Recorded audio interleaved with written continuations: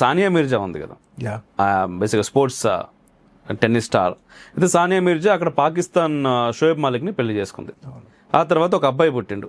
ఇప్పుడు మళ్ళీ వాళ్ళు విడిపోయారు, అమ్మాయి ఇక్కడే ఉంటుంది. అంటే సానియా మిర్జా ఇక్కడే ఉంటుంది, వాళ్ళ అబ్బాయి కూడా ఇక్కడే ఉంటున్నాడు. ఇప్పుడు వాళ్ళ సిటిజన్షిప్ ఏంటి అన్నట్టు?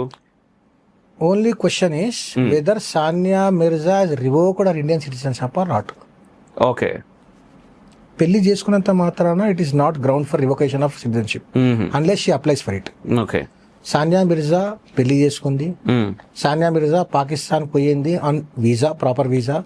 అక్కడ ఉండని రోజులు వీసా మీద ఉంది. వీసా ఎక్స్పైర్ అయ్యే ముందు వచ్చింది, మళ్ళీ వీసా ఎక్స్టెన్షన్ చేయించుకుంది, పోయింది.